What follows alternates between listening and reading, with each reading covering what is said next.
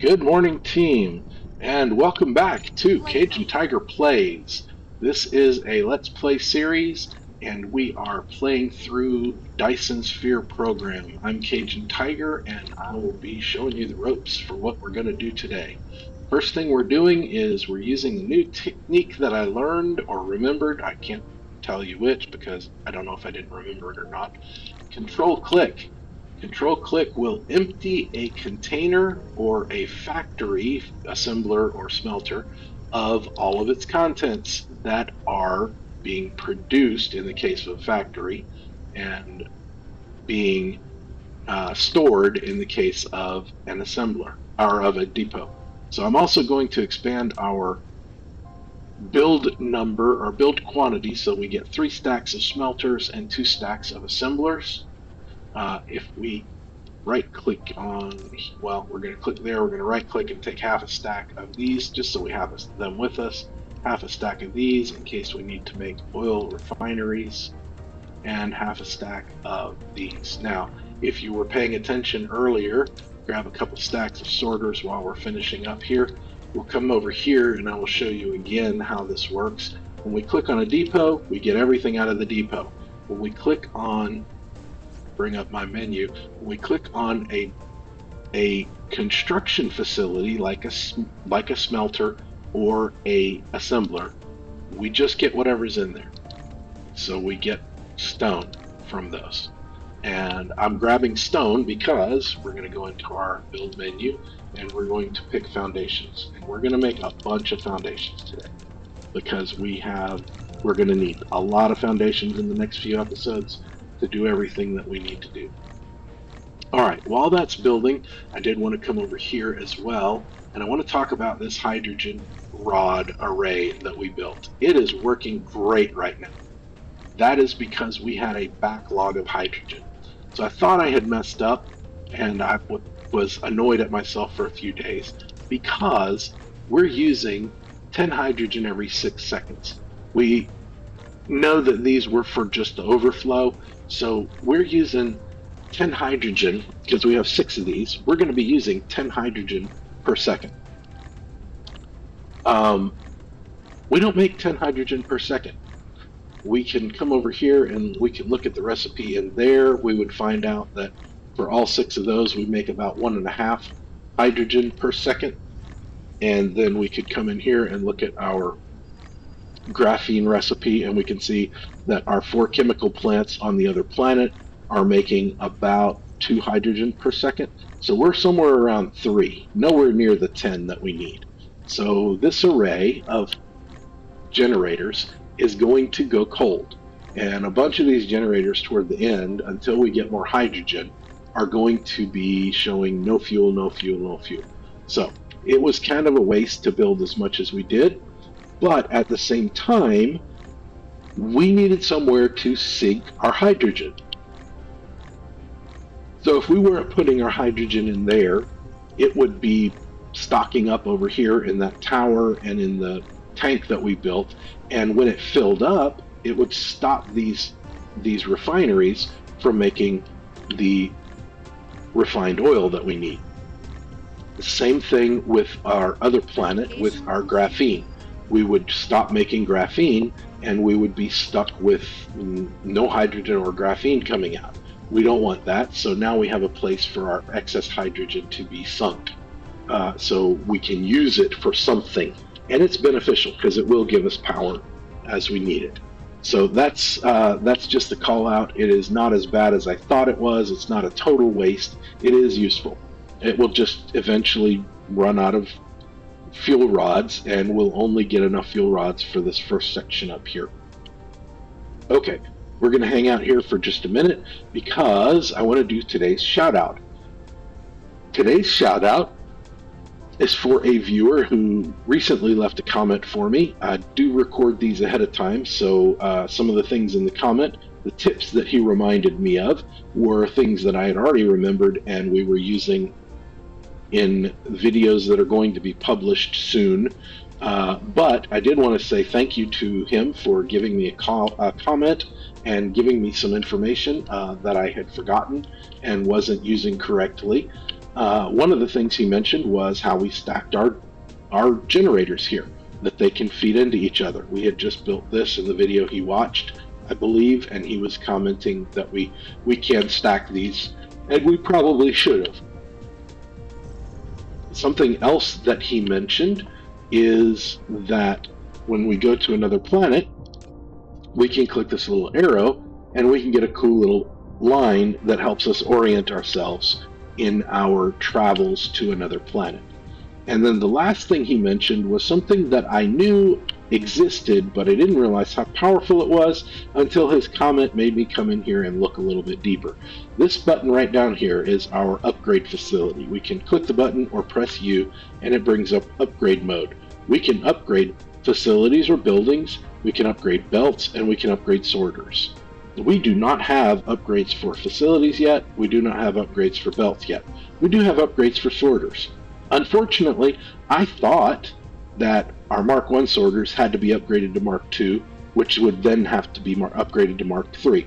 That's why I did use the upgrade mode. Because we didn't have enough Mark 2 sorters, and we weren't going to be making enough Mark 2 sorters to do that. That is how it works in some other factory games. That is not how it works here. If we left this on +1, that is exactly how it would work. The Mark 1s would upgrade to Mark 2. But we have these little arrows here, and we can tell it to upgrade twice. So what we want to do is we want to upgrade our sorters from Mark 1 twice to Mark 2 and then Mark 3. So then these will get updated to Mark 3. I picked up 2 stacks of Mark 3 sorters, so we have plenty. We're going to pick our area select, and I use the plus key on my number pad. I don't know what it is on your keyboard, to increase the size of this, much like we do with foundations. And then I'm just going to click and drag it over. And look at that, just that quickly. All of our sorters have been upgraded to Mark 3. So as we come over here, we can do the same thing on all of the sorters in this build area that we were using, and then all of the sorters in our mall hub depot thing that we did. We can upgrade all of those all the way down to our blue science, which blue science was already upgraded. We did that manually. Then we can upgrade this power grid here with the energetic graphene and the generators, and then the energetic graphene up here that we're using to feed our diamonds and help augment our red science, and then our red science refinery arrays over here. We can upgrade all of those. Now everything has been upgraded. Our entire planet should have, this planet should have all Mark 3 sorters. So we will top off our fuel. We will come through here and we're going to sort this, make sure we have everything we need. We've got plenty of miners. Grab the rest of our things that we can grab while we're standing here. Our drones, our foundations. We can get one more stack of steel. We're going to come all the way down here, and we want to stop here for just a second because we picked up all of those Mark 1 sorters. We're going to put as many as we can in this assembler to make Mark 2s, and then the rest we'll put in here. We don't want it to be in that first spot because that's where our motors go to make our Mark II sorters and to make our electromagnetic generators. So if we put the sorters in here, the Mark 1s, it would fill that spot and we wouldn't be able to insert anything into this depot. So we'll put them here. They'll still get picked up and pulled into that assembler and used to make Mark IIs, and then eventually those Mark IIs will be used to make Mark IIIs. All right, all that done, we want to do one more thing here, and that is grab these belts, and we're going to expand this because soon we'll be making as many belts as we can so that we can manually feed them into the process to make Mark II belts. That's right, we're going to be making Mark II belts in the next couple of episodes. We also want to make foundations. I think I mentioned already. They're going to be using a lot of foundations. So we want to make foundations as much as we can here so that we have them when we're ready. All right, we're going to come over here and we're going to find our prime meridian. We've talked about this before. I don't really have the right words to use all the time, so we're going to just call these thicker lines prime meridians. I'm going to drop a single power pole here, and then we're going to go into our blueprint menu and we're going to make a blueprint of one power pole. And I'm going to call it Power Solo. And the reason we're doing this is because the system is so much better than we are manually at using foundations. So if we put this here, remember we can do our space enter and it will automatically build for us and put the foundation down. We've talked about it, but we did not actually go look at what it did for our solar panels when we did this. And we'll look at that as soon as we're done putting these foundations down. We'll build one more right there. You can see here how it built the foundations. It built it as efficiently as possible using as few foundations as possible. And again, when we build our Tesla towers here, it put one single square of foundation down, which is great for us. We don't overuse foundations that way.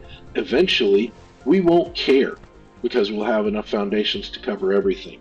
Our planet is 61% water right now, so our 61% constructible area, that means it's nearly 40% water. We don't need that much water for what we're going to be doing, so we're going to be covering up a lot of that water with foundations. So let's get this going. We're going to build a line of Tesla towers here because we are going to tap into these two iron veins and these two coal veins today.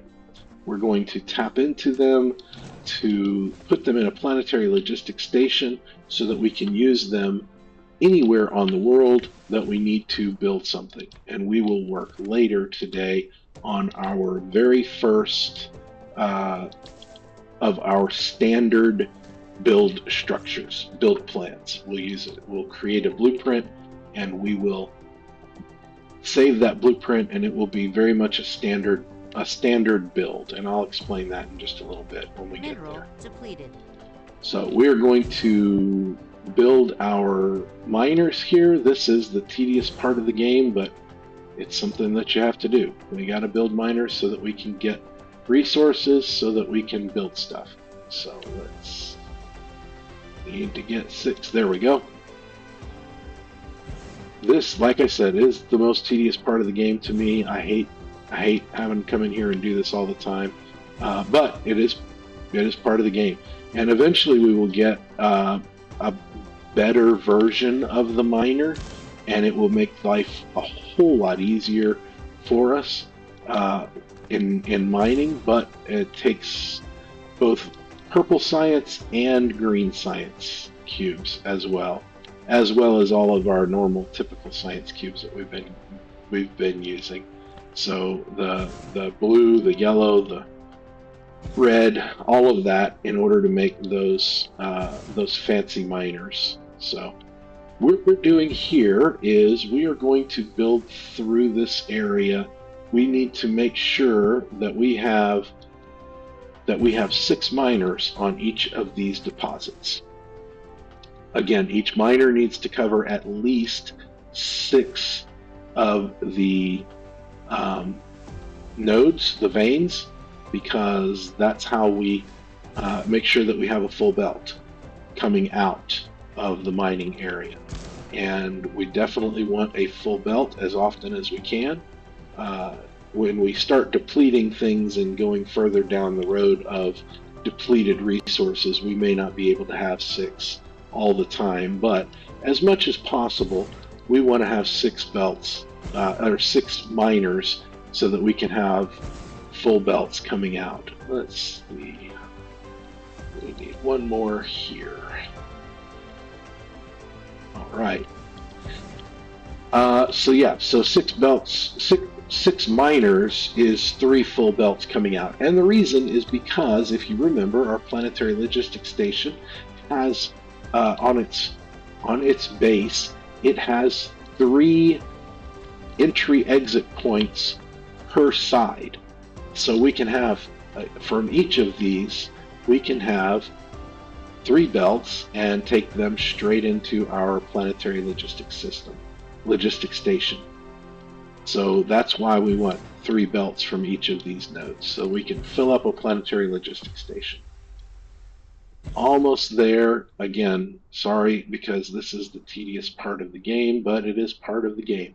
However, I did want to also comment that you do not, you are more than welcome, and it's great if you want to build along with me. However, when you're building along with me, you don't have to put your miners exactly where I put mine. That is not necessary at all. There are times, like later today, when we build our first blueprint, that we are going to want to put things exactly in the same spot so that we all understand exactly what we're doing, and so that when we reuse the blueprint, we can use it in the most optimal way possible. However, that is not true for miners. Miners, it's just a matter of making sure you have all the nodes covered if you can, and that you have six nodes or veins per miner, and then from there, just do the best you can, and it will all work out. So that's just something I wanted to call out. I don't know if anybody was trying to follow in a detailed way everything I was doing, and it's not necessary. All right, so we are going to move our, well, I probably can't put it there either.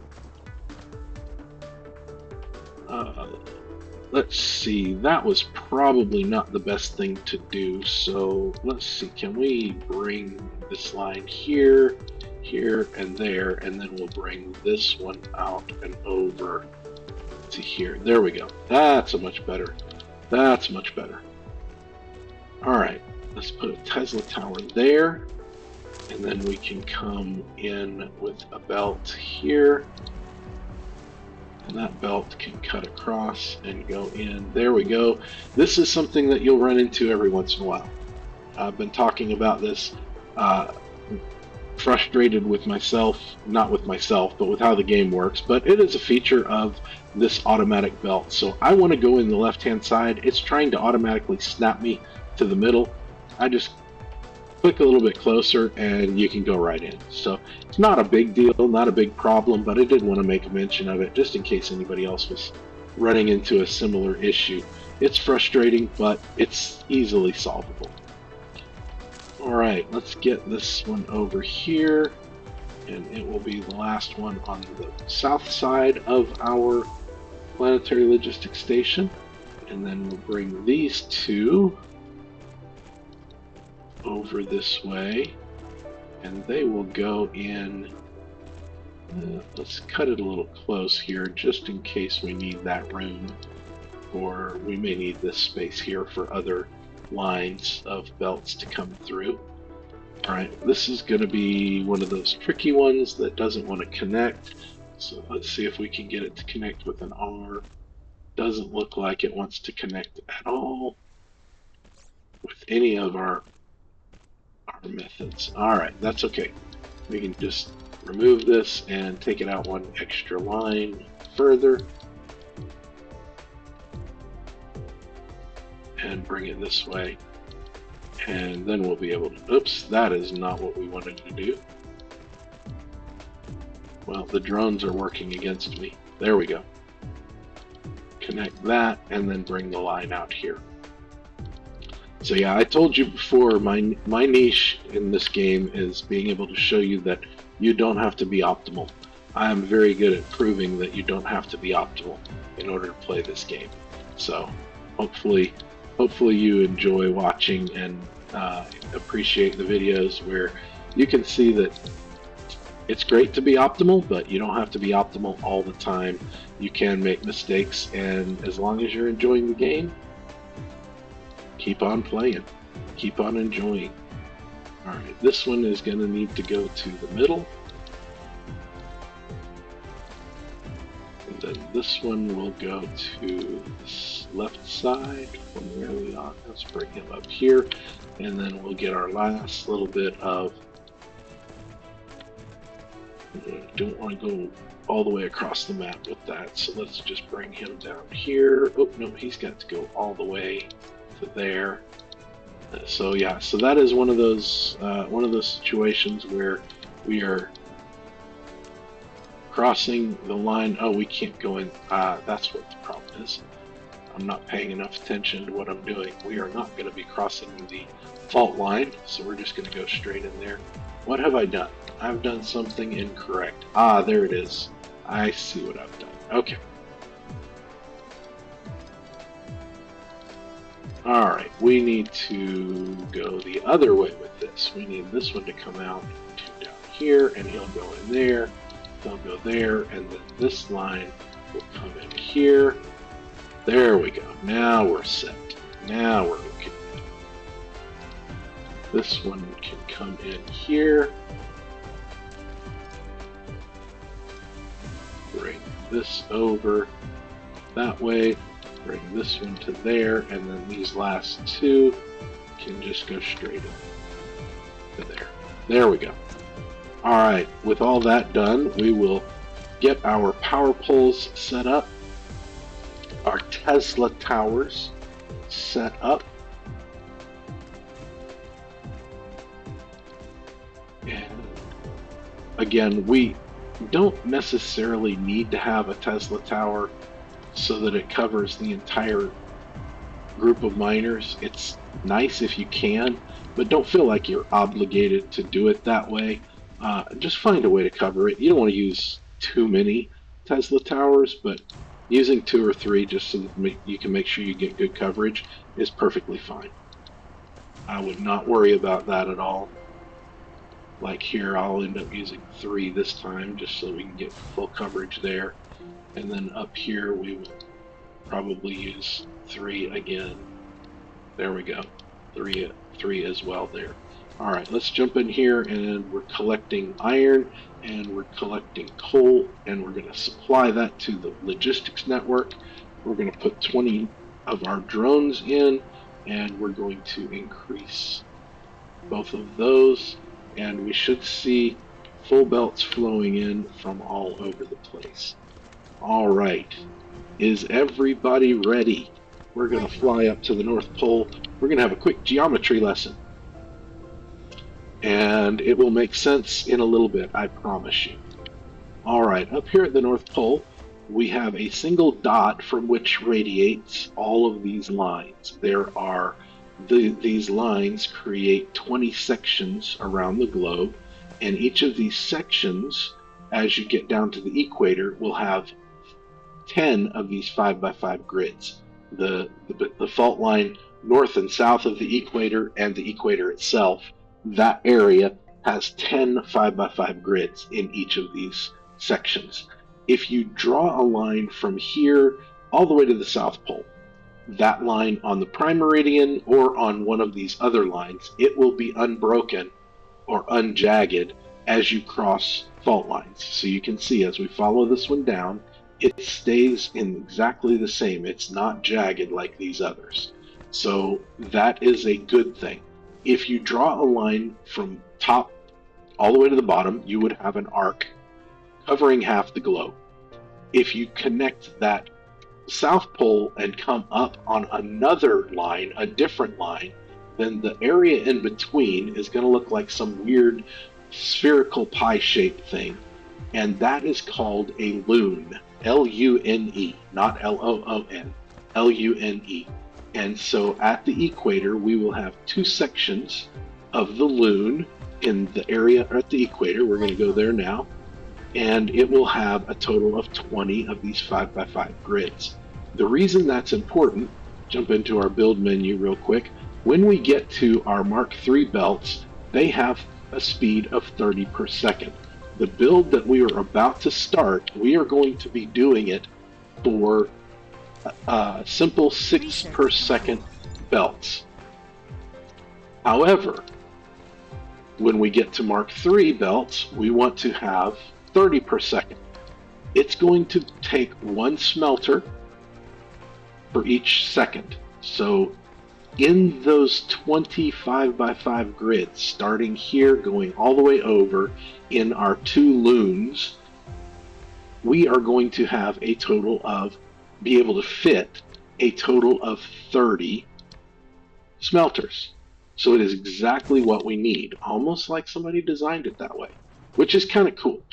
So that's kind of cool. We are getting close to time, so let's hurry up and get our blueprint done. We're going to build a blueprint that's going to handle 2-to-1 smelting. So things like silicon, where we need 2 to create 1. Titanium, we need 2 to create 1. Diamonds, we need 2 to create 1. Not diamonds, I'm sorry, glass, 2 to create 1. And energetic graphite, which is what we're going to be making in this particular smelting array, it's 2 to create 1. All right, so for these lines here, these fifth parallels, the third of the fifth parallels is going to be our center line. And then we want the center of our planetary logistics station to be 1 to the left of the fifth meridian from the prime. So I'm going to drop that down, and this is the fifth meridian from the prime. Our center line is just to the left of that. So you can see the right-hand side exit entrance port is on the meridian. The center on this side is on the meridian. So with that built, we're going to have our exit line come here.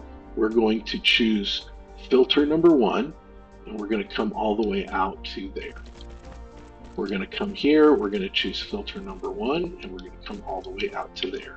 Now, if you ever don't have your filters set up properly, you can always come in here and, well, it's not letting me. It's not showing me what I'm expecting to see. We're not going to actually select anything here yet, and we're not going to select any drones because drones don't copy with your blueprint, and we want our blueprint to be generic enough to be used. So well, I thought it would let me do it. It's not letting me do it. That's okay. We'll figure it out in a minute and see if it works correctly. We're going to not build like we normally do there and with a tab so that we have room for our Tesla towers. We are going to build one to the left directly on the line. So you can see the line is technically underneath the smelter, and the white boxes on the left-hand side are on the left-hand side of the line. That is the second of our fifth meridians from the prime.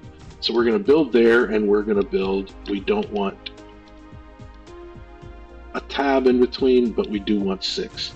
Then we're going to leave a space between, and we're going to build another row there. We're going to do the same thing on this top, where we build on the line, and then build 6, and we're going to leave a space and build 6. And with that done, we can come over here and we can remove the excess belts that we don't need, and we can take a belt back into our station, and then we can choose number 1 as well on our filter and bring a belt out here. So you'll remember we talked about just now that this is a 2-to-1 build. So we're building 2-to-1. So we're going to have 2 belts, one on this side, one on this side with materials. They're going to feed to our smelters, and we're going to have 1 belt returning. So let's put our sorters in. Put a sorter there, and it goes out to the belt. Put a sorter here, and it goes out to the belt. Now, with those sorters in, we can copy and paste all the way across here and all the way across here. And then this one, we can copy and paste all the way across there and all the way across there. And that takes care of our sorters. Now, for our Tesla towers, we're going to put them here, and then we're going to come over 2 more of the 5th meridians and come over to there. All right, so there's our build. That's what it looks like. I don't know if our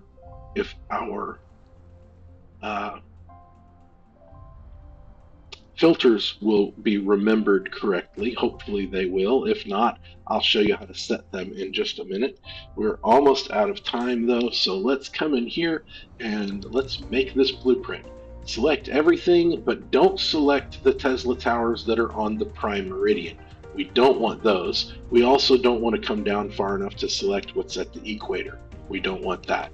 We only want what we just built, the tower, the planetary logistics station, all the smelters and the belts and Tesla towers that are here that are part of this array.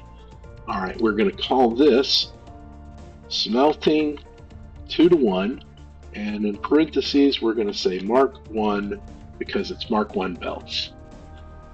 Smelting 2-to-1 with Mark 1 belts, and we'll choose our smelter as our icon and save that blueprint. And now we have that blueprint, we can use it whenever we want.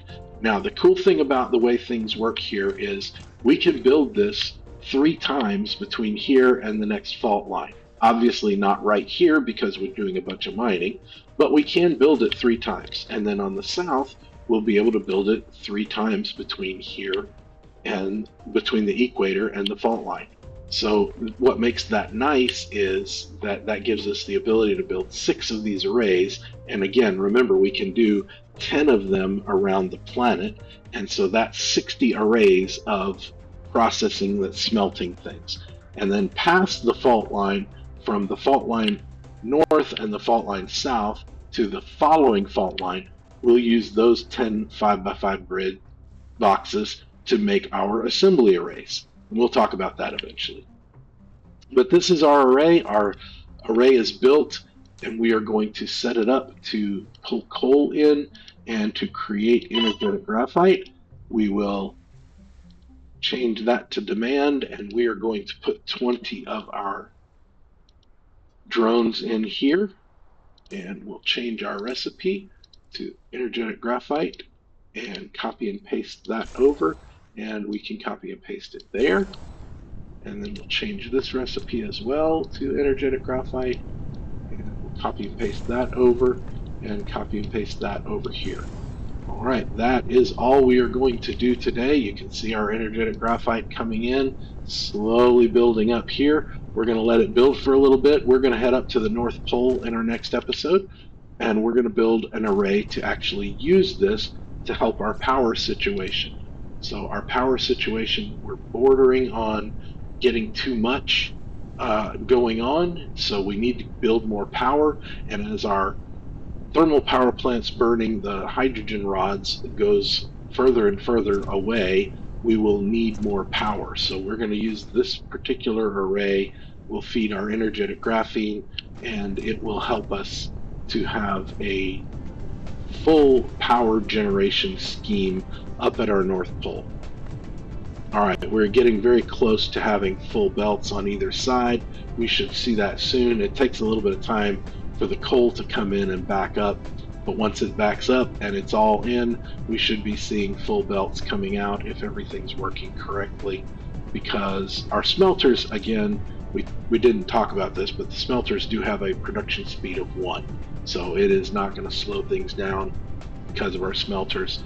We are not quite at 100%, but we're getting really, really close to full belts. So we'll see full belts in our next episode, I'm sure, and we'll talk about more of the standard blueprints that we're going to use in the future. This is our first one, our smelting 2-to-1 ratio, and it is congratulations, because we've done the first of our standard blueprints that we'll use for the rest of the game. Remember, players, the cake is a lie. Keep building, team.